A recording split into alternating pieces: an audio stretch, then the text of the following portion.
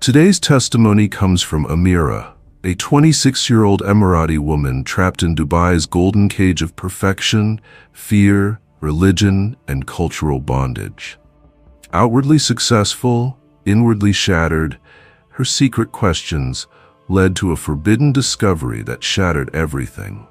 What light broke through her endless night? Prepare for her gripping awakening testimony and story. My name is Amira, and this is my story of finding light in the deepest darkness. If you had seen me in 2022, walking across the pristine campus of my university in Dubai, you would have thought I had everything.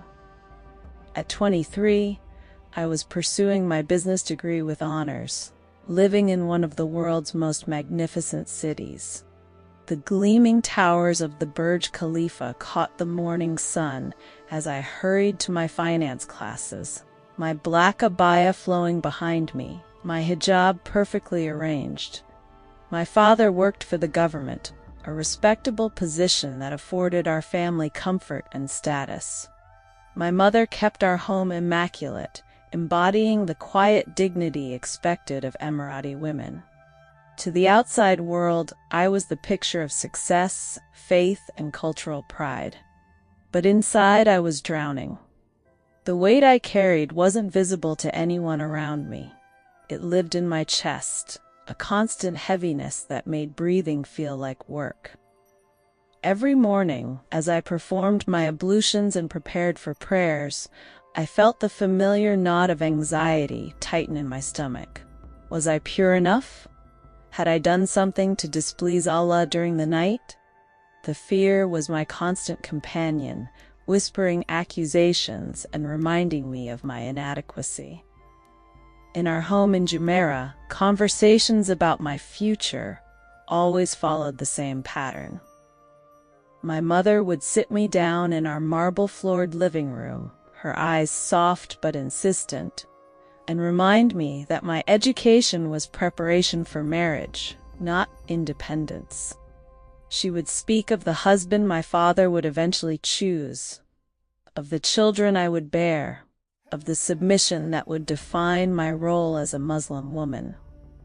Her words were spoken with love, but they felt like chains wrapping around my heart.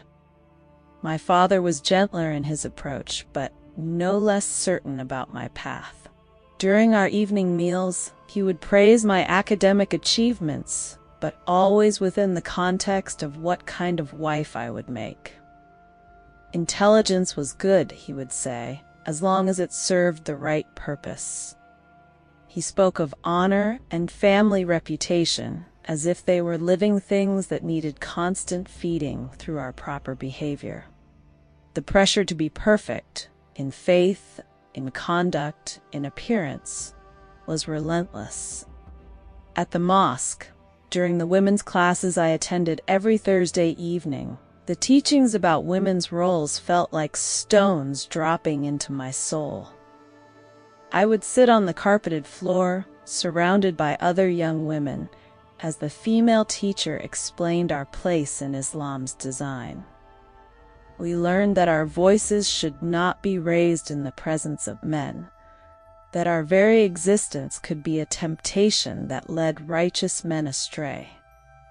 I was taught that marriage was half of our faith, but that within marriage, obedience to our husbands was paramount, even in matters that made our hearts rebel. The verses from the Quran that dealt with women's testimony, how 2 women's witness was equal to 1 man's, settled in my mind like thorns. I tried to accept them as divine wisdom, but questions kept forming despite my efforts to suppress them. Why would Allah create women with minds capable of academic excellence if our intellectual contributions were inherently lesser? Why did the descriptions of paradise focus so heavily on what men would receive, while women's rewards seemed secondary and undefined? But it was the teachings about marital relationships that disturbed me most deeply. The interpretation of certain verses that seemed to permit physical discipline of wives was explained in ways that were supposed to be comforting. It was meant to be gentle, they said, only as a last resort, more symbolic than harmful. Yet the very concept that such permission existed, that a woman's disobedience could justify any form of physical correction, made something inside me recoil. I tried to push these thoughts away, to trust that my limited understanding was the problem, not the teachings themselves.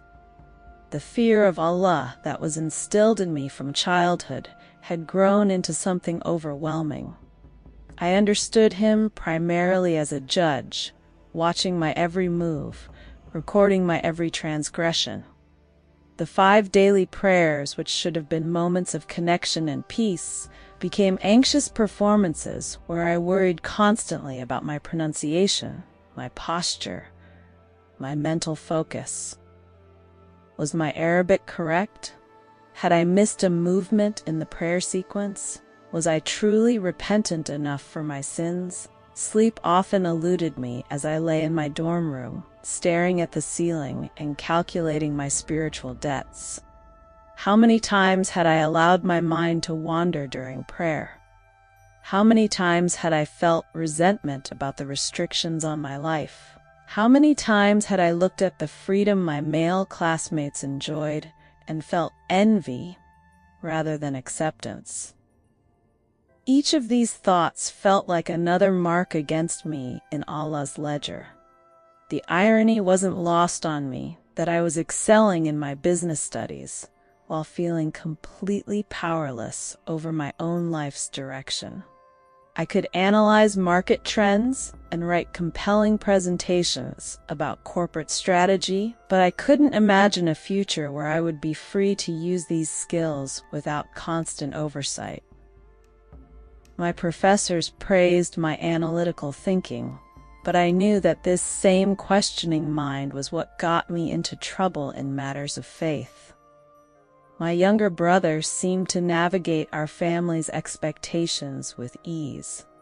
He could question, debate, even express doubts about certain religious interpretations without facing the same consequences I would.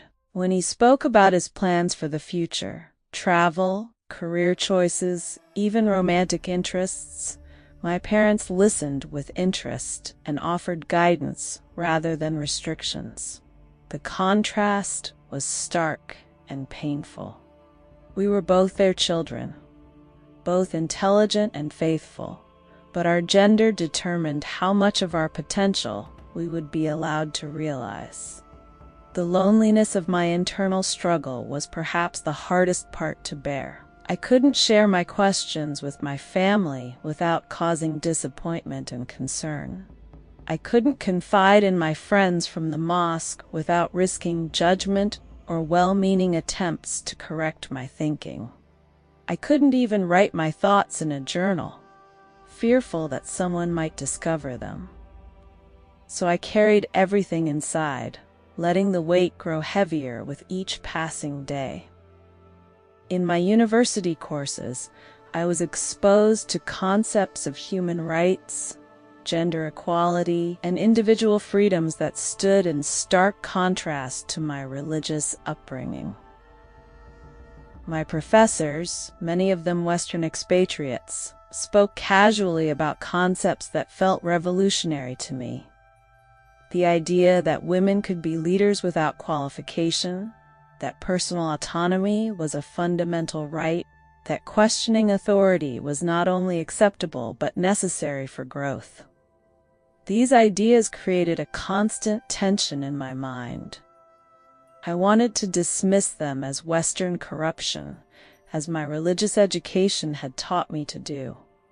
But they resonated with something deep inside me, something that had been yearning for air for as long as I could remember. I began to feel like I was living 2 lives, the obedient daughter and faithful Muslim woman that everyone saw, and the questioning, suffocating person I was becoming inside. The breaking point came during a particularly difficult week in November 2022. I had received the highest marks in my international business class, and my professor had suggested I consider applying for an exchange program in Europe. The excitement I felt at the possibility was immediately crushed when I imagined presenting this opportunity to my father. The conversation would be brief and predictable. Women from our family didn't travel alone, especially not to Western countries where moral corruption was rampant.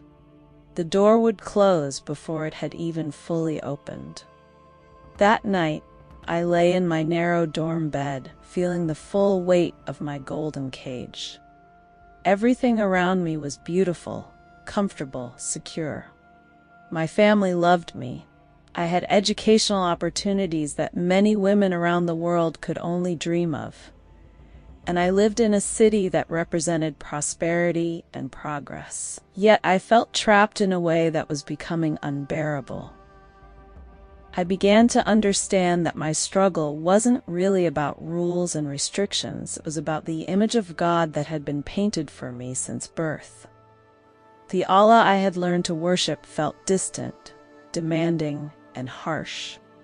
He was a deity to be feared rather than loved, obeyed rather than trusted. The relationship felt transactional at best, terrifying at worst. I performed my religious duties not out of joy or gratitude, but out of desperate hope that I might avoid his wrath. As I pulled my blanket up to my chin that November night, listening to the distant sounds of Dubai's nightlife through my dorm window, I found myself whispering a prayer that felt different from any I had ever prayed before. Instead of reciting memorized Arabic phrases, I spoke from my heart in my native tongue. I asked, not Allah specifically, but whoever might be listening, for help, for peace, for some way out of the spiritual suffocation that was consuming me. I had no idea that this desperate whisper into the darkness was about to be answered in ways I could never have imagined. I had no idea that in just a few weeks, a simple scroll through YouTube would crack open the cage that had held me captive and show me a love so radical, so different from everything I had known, that it would change the entire trajectory of my life. But that night, I was still trapped, still afraid, still carrying the weight of expectations and fears that felt heavier than the marble floors of my family's beautiful home. That night, I was still living in the golden cage, not knowing that freedom was closer than I dared to hope. December 2022 arrived with the familiar pressure of final exams, but this semester felt different. The weight I had been carrying seemed to be pressing down even harder, making it difficult to concentrate on my studies. My finance textbooks lay open on my desk, but the numbers and formulas blurred together as my mind wandered to the deeper questions that had been haunting me for months. It was during one of these restless nights, around 2 a.m., when exhaustion from studying had left me too wired to sleep, that I made a decision that would change everything. I had been scrolling mindlessly through YouTube, hoping to find something that might distract me from the anxiety that seemed to follow me everywhere. Usually, I watched cooking videos or travel documentaries, safe content that wouldn't challenge anything I believed or raise any uncomfortable questions. But that night, something drew my thumb to pause over a video thumbnail I wouldn't normally have noticed. The title was simple: Why I Left Islam, My Story. The woman in the thumbnail looked to be about my age, wearing a simple headscarf, her eyes holding an expression I couldn't quite identify. Was it peace? Relief? The rational part of my mind told me to scroll past. This was exactly the kind of content I had been warned about my entire life.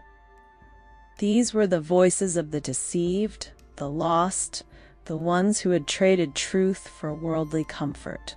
But I was so tired of being rational, so exhausted from fighting the questions in my mind, that I tapped the video. Her name was Miriam, and she was from Iran. As she began to speak, I was struck by how familiar her story sounded. She talked about the weight of religious performance, the constant fear of not being good enough, the feeling of carrying guilt that could never quite be lifted. But it was when she began to describe her questions about women in Islam that I felt my breath catch in my throat. She spoke about the same verses that had troubled me, the same interpretations that had made her heart feel heavy. But unlike me, she hadn't suffered in silence. She had found the courage to seek answers, to look beyond what she had been taught. And in that search, she had discovered something, or rather someone, who had changed everything. When Miriam said the name Jesus, something strange happened in my chest. It wasn't the reaction I had been trained to have. I didn't feel the immediate rejection or the defensive anger that had been instilled in me since childhood. Instead, I felt a curiosity so intense it almost frightened me. She began to describe how she had learned about Jesus' treatment of women, how he had spoken to the Samaritan woman at the well, not just spoken to her, but engaged her in theological discussion, treating her as an equal, how he had defended the woman caught in adultery when the religious leaders wanted to stone her, how Mary and Martha had sat at his feet as students, something that was revolutionary for their time. How women had been the first witnesses to his resurrection, despite living in a culture where women's testimony was considered unreliable. I found myself holding my phone with both hands, afraid I might drop it and lose this moment. Miriam was painting a picture of Jesus that was completely different from what I had learned about him in mosque. In my Islamic education, Jesus was respected as a prophet, but he was presented as someone who came to confirm the same message as all the prophets before him: submission, obedience, the same weight of religious law. But this Jesus that Miriam described seemed to lift weights rather than add them. She spoke of grace, a concept that was foreign to me in any practical sense. She explained how Jesus taught that we couldn't earn our way to God through our own righteousness, because we were all equally in need of mercy. The idea that my salvation didn't depend on the perfection of my prayers, the correctness of my behavior, or the submission of my will was so radical that I could barely process it. What captivated me most was when Miriam began to cry as she talked about Jesus' love. These weren't tears of fear or regret, but tears of overwhelming gratitude. She described how she had discovered that Jesus didn't just love humanity in general, he loved her specifically. He knew her by name, knew her struggles, knew her heart, and loved her not despite her questions and doubts, but including them. I realized I was crying too. Sitting there in my dorm room at 2:30 in the morning, staring at a video that I should never have watched, I was experiencing something I had never felt before. It was as if someone had opened a window in a room I didn't even know was suffocating me. As Miriam's video ended, YouTube's algorithm suggested another, and then another. I found myself watching testimony after testimony from women across the Middle East who had found Jesus. Each story was different, but they all contained the same elements that made my heart race: the discovery of unconditional love, the relief of grace, the freedom that came from knowing God as Father rather than just Judge. I watched an Egyptian woman named Fatima describe how she had learned that God wanted relationship, not just religious performance. I listened to a Saudi woman explain how she had discovered that her worth wasn't determined by her family's honor or her husband's satisfaction, but by the fact that she was created and beloved by God Himself. By the time I finally forced myself to close my laptop, the call to dawn prayer was echoing across Dubai. I had spent nearly 4 hours watching videos that were supposed to be dangerous, deceptive, corrupting. Instead, I felt something I hadn't experienced in years: hope. But with the hope came terror. What was I doing? What was I thinking? These were exactly the kinds of influences my family and my faith community had warned me about. This was how young Muslims were led astray, how they lost their way and brought shame on their families. I performed my morning prayers mechanically, but my heart wasn't in the familiar motions. Instead, I kept thinking about what Maryam had said about talking to God like a father who wanted to hear from his children. The contrast with my own prayer life was stark. My prayers had always been formal, prescribed, performed in a language I understood imperfectly, and recited more from memory than from heart. That day, I couldn't concentrate on anything. During lectures, my mind kept wandering back to the stories I had heard. During meals with friends, I found myself studying their faces, wondering if any of them had ever felt the spiritual heaviness that I carried. During my evening prayers, I kept thinking about the freedom those women had described. For the next several nights, I found myself returning to YouTube, always late, always careful to clear my browser history afterward. I watched more testimonies, but I also began to seek out videos that explained Christian beliefs more systematically. I learned about concepts that were completely foreign to my religious background: grace, redemption, the idea that God had come down to earth in human form, not to judge humanity, but to save it. The more I learned about Jesus, the more my understanding of God began to shift. Instead of a distant judge keeping track of my failures, I began to glimpse a God who was intimately involved in human suffering, who understood what it felt like to be rejected, misunderstood, and afraid. The Jesus I was discovering had experienced hunger, exhaustion, disappointment, and even abandonment. He wasn't removed from human struggle. He had entered into it completely. One night, about 2 weeks into my secret research, I came across a video that stopped me in my tracks. It was a simple explanation of John 3:16, but the woman explaining it was speaking directly to Muslim women who might be watching. She talked about how the verse said, God loved the world so much that He gave His only Son, so that whoever believed in Him wouldn't perish, but have eternal life. But it was her emphasis on the word whoever that undid me. She explained that this wasn't limited to men, or to people from certain families, or to those who had performed enough good deeds. It was whoever, including young Emirati women sitting in dorm rooms in Dubai, struggling with questions they were afraid to ask out loud. That night, I did something I had never done before.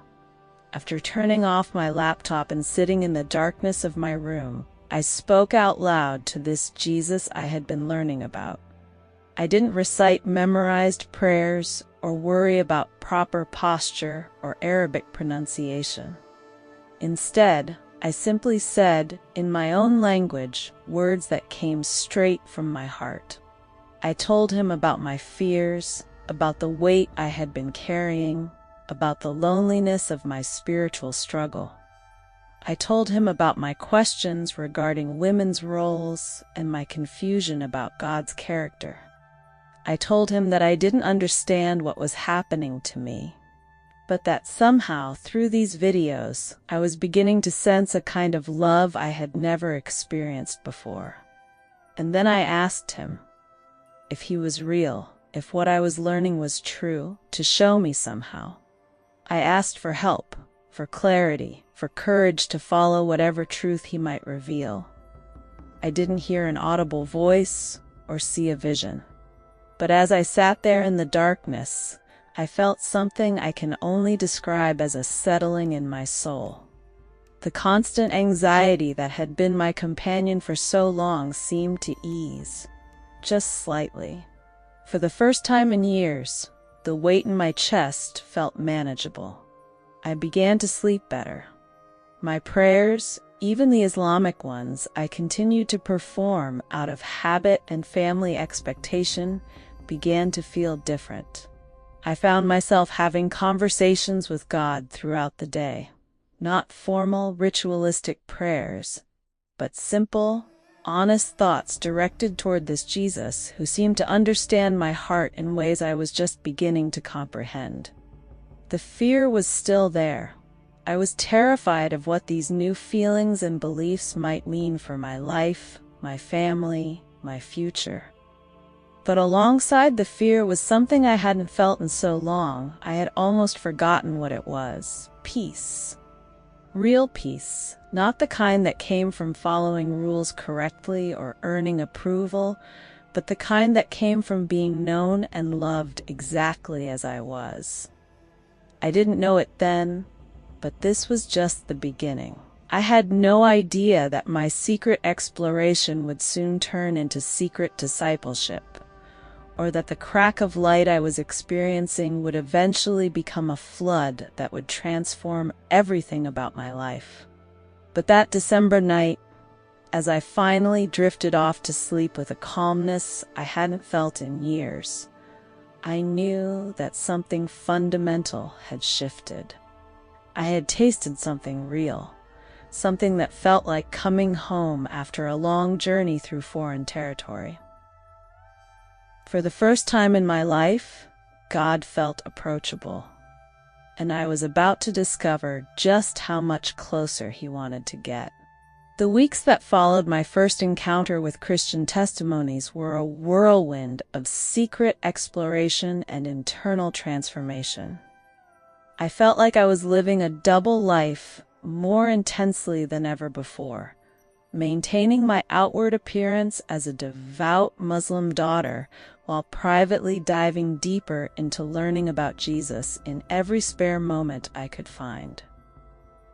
My daily routine remained the same on the surface. I attended prayers at the mosque, participated in family discussions about faith and tradition, and maintained my academic performance.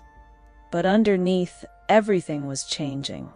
I had downloaded a VPN on my phone, terrified that my internet history might somehow be monitored or reported back to my family. Every search, every video, every article I read about Christianity felt like a step into dangerous territory. But I couldn't stop. The peace I had tasted was too real, too different from anything I had experienced before. I found myself hungry for more, not just more information, but more of whatever it was that had begun to settle in my heart that night I first prayed to Jesus. It was during one of my late-night research sessions that I discovered an Instagram account that would change everything. The profile was subtle, no obvious Christian imagery, just beautiful Arabic calligraphy mixed with nature photos and poetry. But the verses she shared weren't from the Quran. They were Bible verses, translated into Arabic, woven seamlessly into posts that looked like typical inspirational content. The woman behind the account was Lebanese, and her bio simply said she was a lover of poetry and truth. Her posts spoke about healing from wounds, about being cherished by God, about finding rest for weary souls. The language was careful, coded in ways that would speak to Arab women without immediately alerting algorithms or drawing unwanted attention. I spent hours scrolling through her content, feeling like each post had been written specifically for me. She wrote about struggling with perfectionism, about the exhaustion of trying to earn love, about discovering that grace meant you could stop performing and simply be. Her words resonated with the deepest parts of my struggle in ways that made me wonder if she could somehow see into my heart. After weeks of following her posts silently, I finally worked up the courage to send her a private message. My hands were literally shaking as I typed. I asked her about one of the Bible verses she had shared, something from the book of Matthew about Jesus calling to those who were weary and burdened, promising to give them rest. Her response came faster than I expected, and it was gentler than I had dared to hope. She didn't immediately launch into evangelistic arguments or make me feel foolish for my questions. Instead, she asked about my own weariness, about what burdens I was carrying. The conversation that followed was unlike any religious discussion I had ever had. Over the course of several weeks, our conversations deepened. She shared her own story of growing up in a traditional Middle Eastern family, of struggling with religious expectations and family pressures. She understood the cultural context of my questions in ways that Western Christian resources simply couldn't. When she talked about finding Jesus, she did it in language and concepts that made sense to someone from my background. But it was her approach to my questions about women in Christianity that truly captivated me. When I asked her about the role of women in the Bible, she didn't give me simplistic answers or try to gloss over difficult passages. Instead, she walked me through story after story of how Jesus had interacted with women, elevating them in ways that were revolutionary for his culture. She introduced me to Mary Magdalene, who had been the first person Jesus chose to announce his resurrection to, trusting a woman with the most important message in human history. She told me about Lydia, a businesswoman who had led one of the early Christian communities. She shared the story of Priscilla, who had taught and mentored even male religious leaders. She showed me verses about how in Christ there is no male or female, but all are equal in God's sight. The contrast with what I had learned about women in Islam was striking. Instead of being created primarily for men's benefit, I discovered I was created as a full bearer of God's image. Instead of my worth being determined by my relationship to men, first my father, then my husband, I learned that my primary identity was as God's beloved daughter. But it wasn't just intellectual understanding that was changing me. Something was happening to my heart that I can only describe as a deep healing. The constant anxiety that had plagued me for years was lifting. The voice in my head that constantly criticized and condemned was growing quieter. In its place, I was beginning to hear something I had never experienced before: the voice of love. My Lebanese mentor introduced me to the concept of having a personal relationship with Jesus, something that was completely foreign to my religious background. Islam had taught me about submission to Allah, about following prescribed practices and avoiding forbidden ones. But the idea that God wanted to know me personally, that he was interested in my thoughts and feelings and daily experiences, was revolutionary. She taught me how to pray conversationally, not just reciting memorized texts, but actually talking to Jesus as if he were sitting right there with me, listening to every word. At first, it felt strange and almost irreverent. I had been taught that approaching God required specific postures, specific words, specific states of ritual purity. The idea that I could simply speak to Him from my heart in my own language at any time of day or night felt too casual to be real. But as I began to experiment with this kind of prayer, I discovered something amazing. I actually felt heard. Not just by a distant deity who might or might not be paying attention, but by someone who was actively engaged in my life, who cared about my struggles, who wanted to be part of my daily experience. The transformation wasn't just spiritual. It was affecting every area of my life. My relationships with family and friends began to feel different, though I couldn't yet explain why. I found myself more patient with my mother's expectations, more understanding of my father's protective instincts. Instead of feeling resentful about restrictions, I began to feel compassion for their fear of losing me to influences they couldn't understand. My academic performance actually improved as the anxiety that had been consuming so much of my mental energy began to lift. I found myself able to concentrate better, to think more clearly, to engage with my studies from a place of curiosity rather than driven perfectionism. But the most significant change was in my self-perception. For the first time in my life, I was beginning to believe that I had value that wasn't dependent on my performance or my adherence to cultural expectations. I was learning that I was loved not because of what I did, but because of who I was, a daughter of the King of the universe. This newfound sense of worth gave me courage I had never experienced before. I began to speak up more in class discussions, to share ideas that I might have kept to myself before. I started to dream about possibilities for my future that extended beyond the traditional path that had been laid out for me. But with this growth came increasing tension. The gap between my public persona and my private spiritual journey was widening every day. At family gatherings, I found myself nodding along with conversations about Islamic teachings, while internally comparing them to what I was learning about Christianity. During Friday prayers at the mosque, I would go through the motions while my heart was somewhere else entirely. The guilt was overwhelming at times.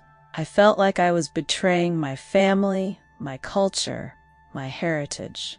These were people who loved me, who had sacrificed for me, who wanted what they believed was best for me. How could I be secretly exploring a faith that they would see as the ultimate rejection of everything they had taught me? Yet I couldn't go back. The peace I had found, the love I was experiencing, the freedom that was growing in my heart, it was too real to abandon. I had tasted something that my soul had been craving my entire life, and I couldn't return to the spiritual emptiness that had defined my existence before. During this time, my mentor introduced me to other resources that deepened my understanding. She recommended books by former Muslims who had become Christians, writers who could articulate the journey I was experiencing in ways that helped me make sense of my own transformation. She connected me with online Bible studies designed specifically for women from Muslim backgrounds, safe spaces where I could ask questions and explore doubts without judgment. Most importantly, she began to prepare me for what she gently suggested might be coming next. She talked about the house churches that existed in our region, small gatherings of believers who met secretly to worship and study together. She described communities of people who had walked similar paths, who understood the cost of following Jesus in a culture that saw conversion as betrayal. The idea both thrilled and terrified me. Part of me longed for the community, for the chance to worship openly with others who understood my journey. But another part of me was paralyzed by fear of what discovery might mean. I was still living at home on weekends, still financially dependent on my family, still deeply connected to people who would see my interest in Christianity as a fundamental rejection of everything they held sacred. As the months passed, the tension continued to build. I knew I was approaching a decision point.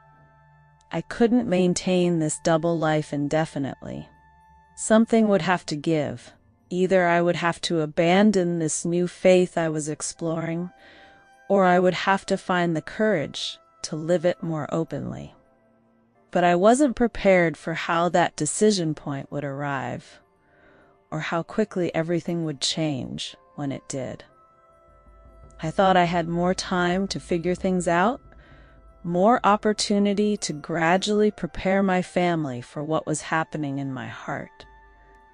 I had no idea that everything was about to come crashing down around me, and that the secret discipleship phase of my journey was about to end in the most painful and transformative way possible. By the spring of 2023, the weight of living a double life had become almost unbearable.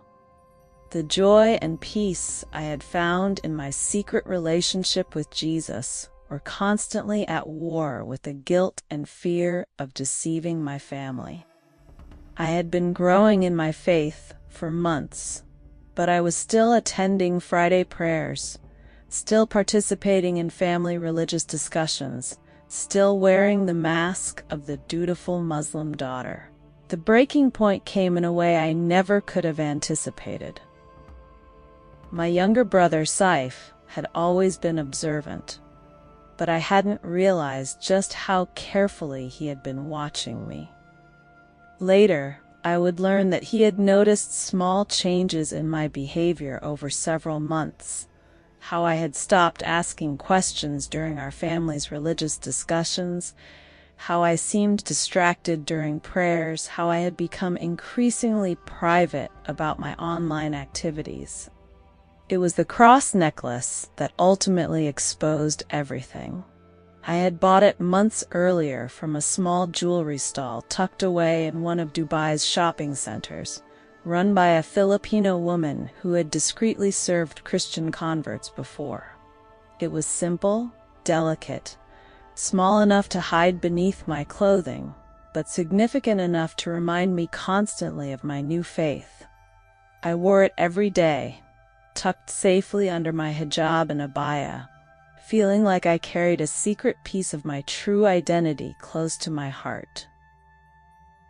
But on that particular afternoon in March, as I was changing clothes in my family's home during a weekend visit, the necklace had somehow worked its way outside my shirt.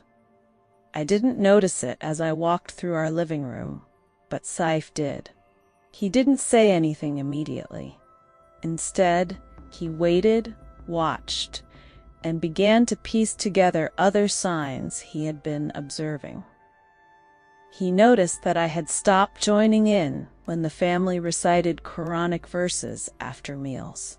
He saw how I would disappear for long periods with my phone, always careful to clear my browser history afterward.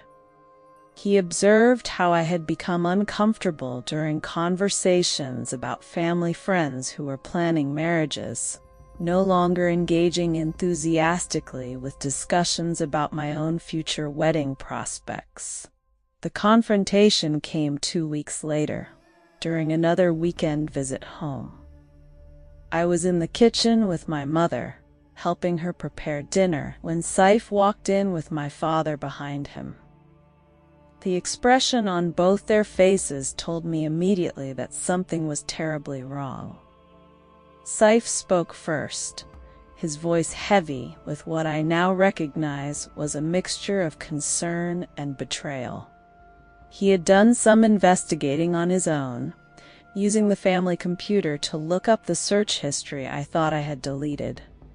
Somehow, he had found traces of my research into Christianity, evidence of my months-long exploration that I had thought was completely hidden. But it was my father's reaction that broke my heart. This man who had always been gentle with me, who had praised my intelligence and encouraged my education, looked at me with an expression of such profound disappointment that I felt something die inside me. He didn't shout or rage. Instead, he asked me a single question that contained more pain than any angry outburst could have. How long had I been betraying everything he had taught me? The next several hours were a blur of tears, accusations, pleading, and ultimatums.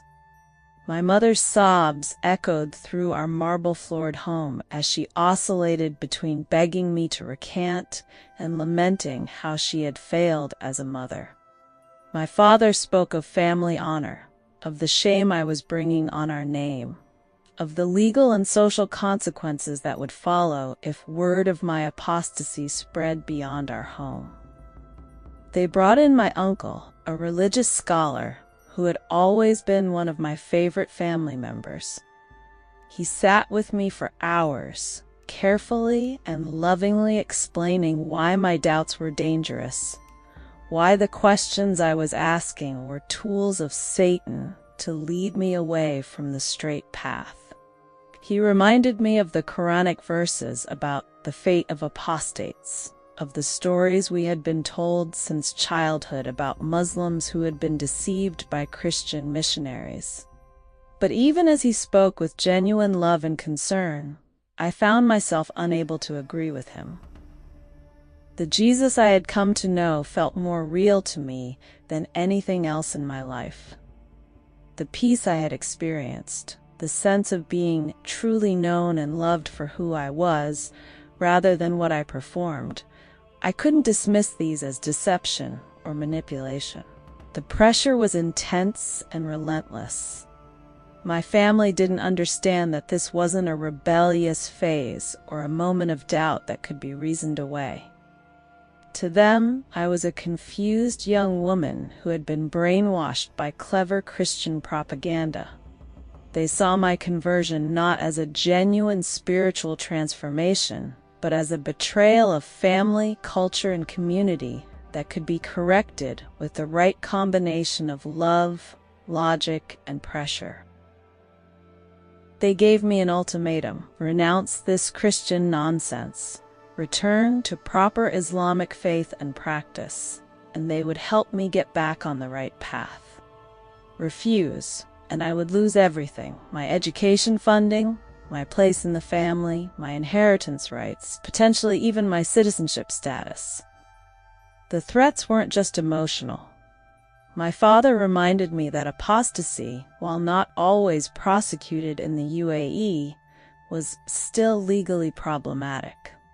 I could face difficulties with employment, marriage prospects, and social standing. More importantly, our family's reputation in the community would be destroyed if word got out.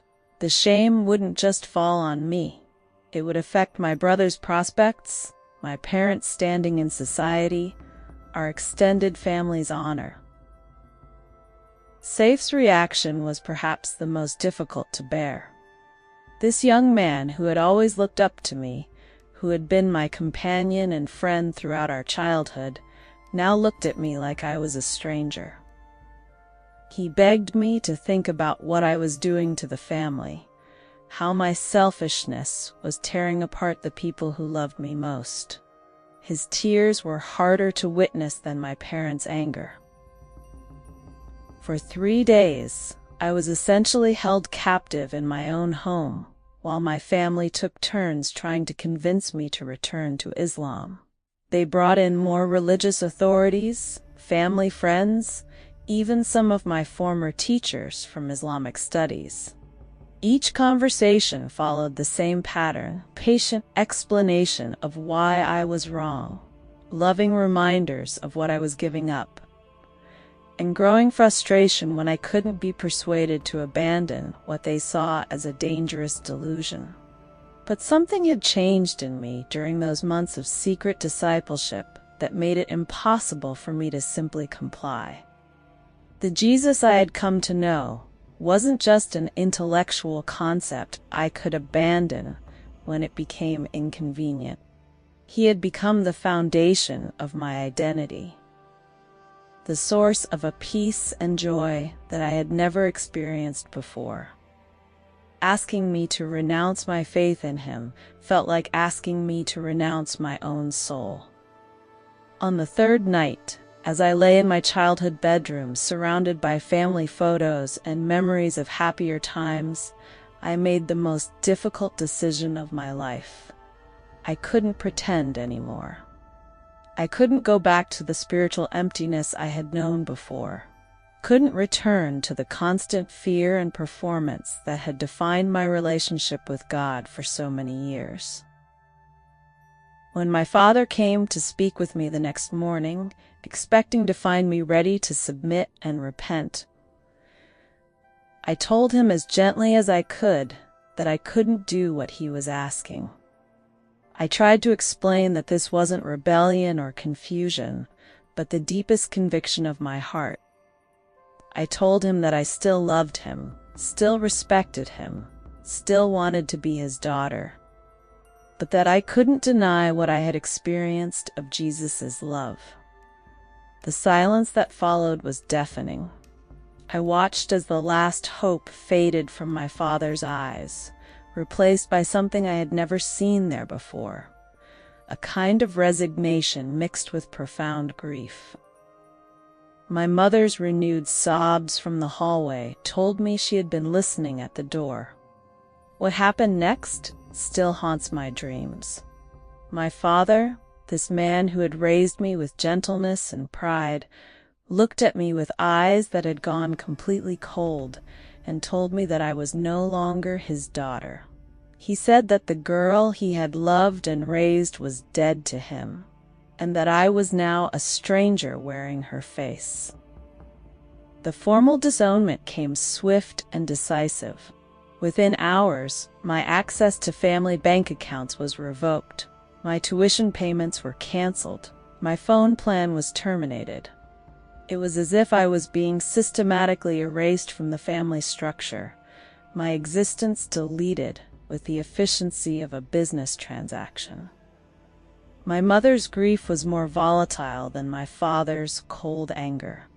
She alternated between attempting to embrace me and begging me to come to my senses, and recoiling from me as if my apostasy was physically contagious.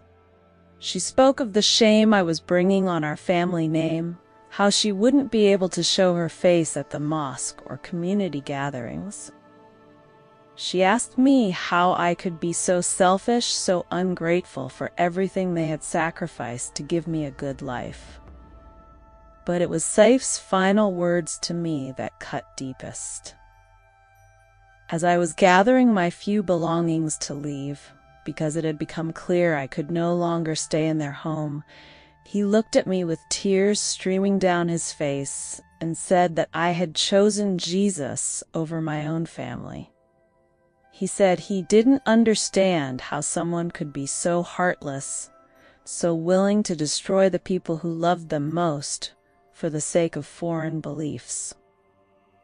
I tried to explain that I wasn't choosing Jesus over them, but that I couldn't choose anything over the truth I had discovered. I tried to tell him that my love for them hadn't diminished, that I was praying for them constantly, that I hoped one day they might understand. But my words felt hollow against the magnitude of the pain I was causing. The night I left my family home for the last time, Dubai was experiencing one of its rare sandstorms. The city was shrouded in a haze that made visibility nearly impossible, creating an almost apocalyptic atmosphere that seemed to mirror the destruction happening in my personal world. As I stood on the steps of the house where I had grown up, with a single backpack containing everything I now owned, I felt the full weight of what I had lost. I had lost my family, my financial security, my social position, my cultural identity. I was facing potential legal complications, certain social ostracism, and an uncertain future in a region where being a Christian convert from Islam was not just difficult, it was dangerous. But even as I stood there in the swirling sand, feeling more alone than I had ever felt in my life, something extraordinary happened. Instead of despair, I felt a strange kind of peace settling over me. It was as if Jesus was standing right there beside me in the storm, reminding me that he had warned his followers that following him might cost them everything, but that he would be worth it. I made my way to the airport through the sandstorm, using money I had saved from freelance work to buy a ticket to Jordan. I chose Amman because it was close enough to reach on short notice, but far enough from the UAE's jurisdiction to offer some safety. As I sat in the airport terminal, waiting for my flight and watching other passengers reunite with their families, the full reality of my situation began to sink in. I was now officially an apostate, cut off from everything that had once defined my identity. I had no guaranteed place to live, no reliable source of income, and no clear plan for my future. The Christian contacts I had made online were supportive but distant, and I wasn't even sure how to connect with other believers in Jordan. But as I boarded the plane and found my seat, I realized that for the first time in years, I wasn't afraid. The constant anxiety that had plagued me for so long was gone, replaced by a deep trust that the God who had called me out of spiritual slavery would not abandon me in my hour of greatest need. As the plane lifted off from Dubai, carrying me away from everything I had ever known, I looked down at the city lights disappearing into the sandstorm and whispered a prayer of thanksgiving. I was grateful for the family that had raised me, even though they could no longer accept me. I was grateful for the culture that had shaped me, even though I could no longer fully belong to it. And I was grateful beyond words for the Jesus who had found me in my spiritual prison and loved me enough to call me into freedom, no matter what it cost. I didn't know what lay ahead in Jordan, but I knew who was with me. And for the first time in my life, that felt like enough. The storm had broken over my life with devastating force, but somehow, through the destruction, I could see the first glimpses of a dawn I had never dared to imagine. I was no longer living in the golden cage of family expectations and religious performance. I was free, and despite all the pain and loss that freedom had cost me, I knew with absolute certainty that I would choose it again. Act 5. Beauty from Ashes. Landing in Amman at 3 a.m. with nothing but a backpack and a heart full of equal parts terror and trust, I had no idea that I was about to discover what it truly means to be part of God's family. The airport was nearly deserted, and as I stood in the arrivals hall trying to figure out my next move, I felt the weight of my isolation more acutely than ever before. My Lebanese mentor had given me the contact information for a Christian organization that helped refugees and asylum seekers, but calling strangers in the middle of the night felt overwhelming. Instead, I found a quiet corner of the airport and did something that was becoming increasingly natural for me. I had an honest conversation with Jesus. I told him that I was scared, that I didn't know what I was doing, that I felt completely out of my depth. But I also told him that I trusted him, that I believed he had brought me this far for a reason, and that I was ready to see what he had planned for my life. As I sat there in that sterile airport, talking to God like he was sitting right beside me, I felt that familiar peace that had become my anchor settle over me once again. The next morning, I made the call that would change everything. The woman who answered spoke Arabic with a slight accent I couldn't immediately place, and her voice carried a warmth that made me want to cry with relief. She didn't ask complicated questions or require extensive documentation. She simply asked where I was and told me someone would come to get me within the hour. When Miriam arrived at the airport, I recognized her immediately as someone who had walked a similar path to mine. There was something in her eyes, a combination of strength and compassion that I was learning to recognize in people who had paid a significant price for their faith. She embraced me like a sister, and as we drove through Amman's busy streets, she began to tell me her own story. She had fled Syria 5 years earlier, not as a war refugee, but as a Christian convert whose family had discovered her faith and threatened to kill her to preserve their honor. She understood the unique pain of losing family because of Jesus, the complexity of grief that comes with mourning people who are still alive but no longer recognize you as their own. The safe house where she took me was unlike anything I had expected. It was a modest apartment building in a middle-class neighborhood, but it buzzed with life and hope in ways that defied its simple exterior. There were 6 other women living there, all from different Muslim backgrounds: Syrian, Egyptian, Palestinian, and one other Emirati who had fled a year before me. Meeting Layla, the other Emirati woman, was both comforting and heartbreaking. She was older than me by about 10 years, and her story was eerily similar to mine. The slow awakening to questions about Islam, the secret exploration of Christianity, the discovery of Jesus' love, and the inevitable family crisis that had forced her to choose between faith and family.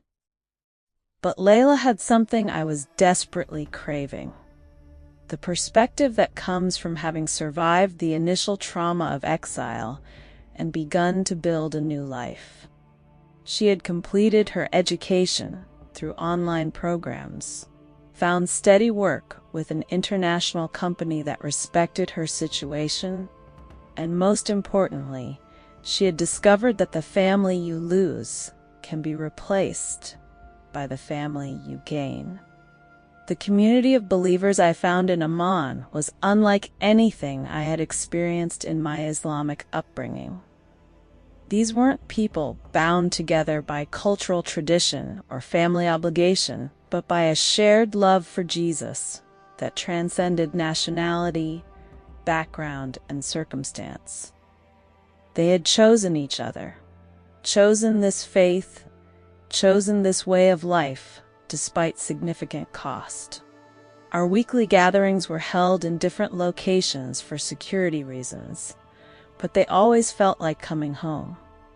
We would sing worship songs in Arabic, pray for each other's families and circumstances, and study the Bible together with the hunger of people who had discovered treasure.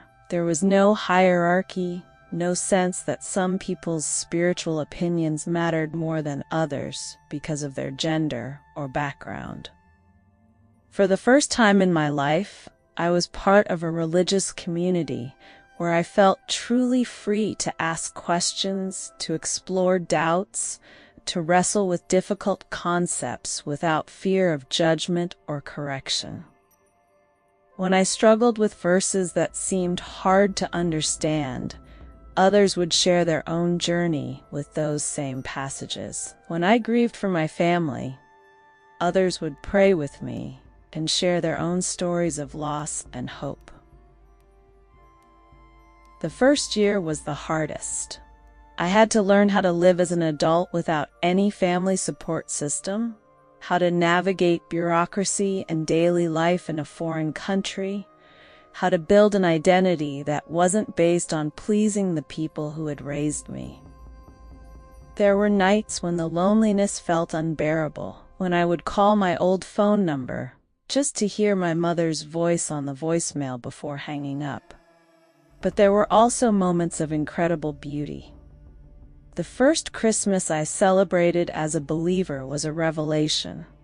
The joy, the sense of God's nearness, the celebration of His coming down to earth out of love for people like me.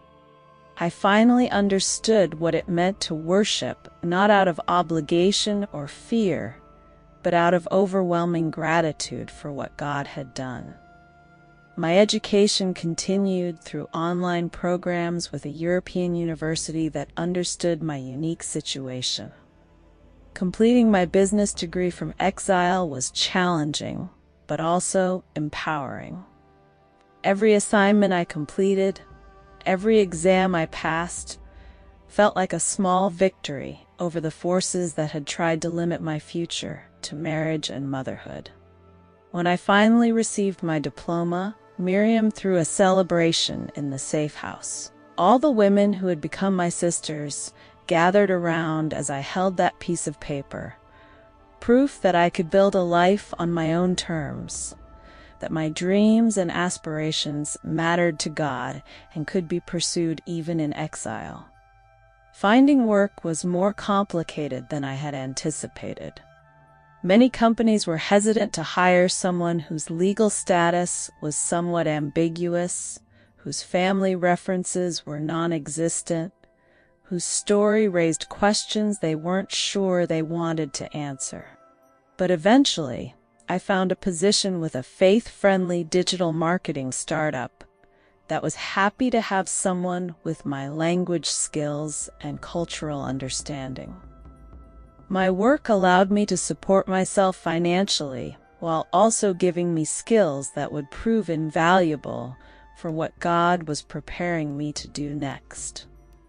As I learned about social media marketing, content creation, and online community building, I began to sense that these weren't just job skills. They were tools God was placing in my hands for a specific purpose. The turning point came during my second year in Jordan. I had been thinking for months about the young Emirati women I had left behind, wondering if any of them were asking the same questions I had asked, feeling the same spiritual hunger I had felt. I remembered how isolated I had been, how desperately I had needed someone who understood my specific cultural context to guide me toward Jesus. That's when I decided to create an anonymous Instagram account dedicated to sharing hope with Gulf women who might be questioning their faith. I started small, posting Arabic poetry mixed with Bible verses, sharing thoughts about God's love that were coded enough to avoid detection, but clear enough to speak to searching hearts. The response was immediate and overwhelming. Within weeks, I was receiving private messages from young women across the Gulf. Kuwait, Saudi Arabia, UAE, Qatar, all expressing variations of the same spiritual hunger I had experienced. They asked tentative questions about Christianity, shared their own doubts about Islam, and most often simply asked if it was possible to have a relationship with God that wasn't based on fear. Each conversation took me back to my own journey, reminding me of the darkness I had lived in and the incredible light I had found. But more importantly, each message confirmed that God was using my exile, my pain, my loss, to reach other young women who needed the same hope I had discovered. The growth of this ministry has been beyond anything I could have imagined. What started as a simple Instagram account has grown to over 5,000 followers, with hundreds of private conversations happening each month. I've had the incredible privilege of praying with young women as they gave their hearts to Jesus, providing resources for those who want to learn more about Christianity, and connecting new believers with safe communities where they can grow in their faith. But perhaps the most meaningful aspect of this work is the relationship I've been able to build with other Emirati women who are taking the same journey I took. There's a network of us now, former Muslim women from the Gulf, who have found Jesus and are quietly, carefully reaching back to help others find the same freedom we've discovered. Living in exile has taught me lessons about faith that I never could have learned in the comfort of my family home. I've learned that God's family is bigger and more diverse than any earthly family could be. I've discovered that losing everything for Jesus doesn't leave you with nothing. It leaves you with Him, and He is more than enough. The pain of being separated from my biological family hasn't disappeared entirely, but it has transformed. What started as raw grief has become a deep, persistent ache mixed with hope. I pray for them every single day, for their hearts to be softened, for their eyes to be opened, for the same love that captured me to reach them as well. I still dream of reconciliation. I imagine the day when my mother might stumble across one of my posts and recognize her daughter's heart behind the anonymous words. I picture my father reading about Jesus' love for the lost and understanding that his daughter wasn't lost at all, but finally found. I hope for the moment when Saif might see that choosing Jesus wasn't a rejection of family, but an invitation for our family to discover the love of our Heavenly Father. But even if that reconciliation never comes in this lifetime, I've learned to find peace in the knowledge that I made the right choice. The freedom I have in Christ, the ability to approach God without fear, to know that I'm loved unconditionally, to use my gifts and abilities in service of His kingdom, is worth everything I gave up to obtain it. Today, at 26, I live a life I never could have imagined when I was trapped in my golden cage in Dubai. I have work that fulfills me, a community that supports me, and a purpose that gets me up every morning excited about what God might do. I've traveled to conferences where I've met other former Muslims from around the world, sharing our stories and encouraging each other in our faith. Most importantly, I've learned what it means to be truly free. Not the kind of freedom that comes from having lots of choices or minimal restrictions, but the freedom that comes from knowing who you are in Christ, from understanding that your identity is rooted in something unchanging and eternal. When I receive messages from young women in the Gulf who are beginning to question their faith, who are starting to wonder if there might be something more than the religious performance they've known all their lives, I feel the incredible privilege of being part of God's rescue mission. Each conversation is an opportunity to be the voice I needed when I was searching, to offer the hope I was desperate to find. The ripple effects of one person's conversion continue to amaze me. Because I had the courage to follow Jesus despite the cost, other women are finding the same freedom. Some of them are reaching out to their own networks, creating additional ripples that spread hope throughout the region. What started with my solitary late-night search on YouTube has become part of a quiet movement of young women across the Middle East who are discovering that God's love is bigger than their fear. I still live carefully. I still use security measures to protect both myself and the women I minister to. I still face uncertainties about my legal status and my future. But I no longer live in fear. The God who called me out of spiritual slavery has proven himself faithful over and over again, providing for my needs, surrounding me with family, and using even my exile for his glory. When people ask me if I regret my decision to follow Jesus, knowing what it cost me, my answer is always the same. How could I regret finding the love my soul was created for? How could I regret discovering freedom after a lifetime of spiritual bondage? How could I regret being part of God's plan to bring that same freedom to others?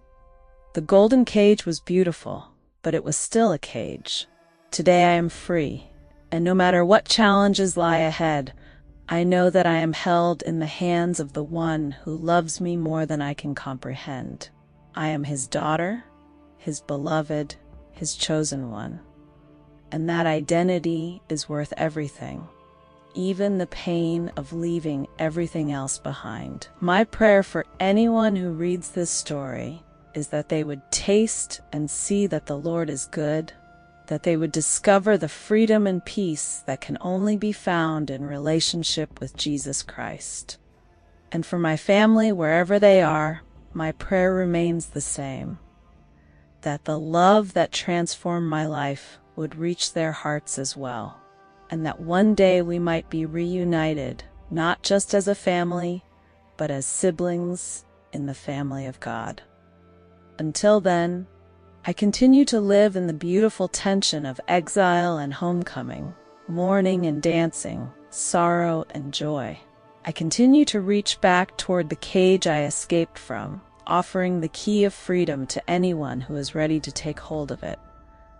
And I continue to move forward into the future God has prepared for me, knowing that the best is yet to come.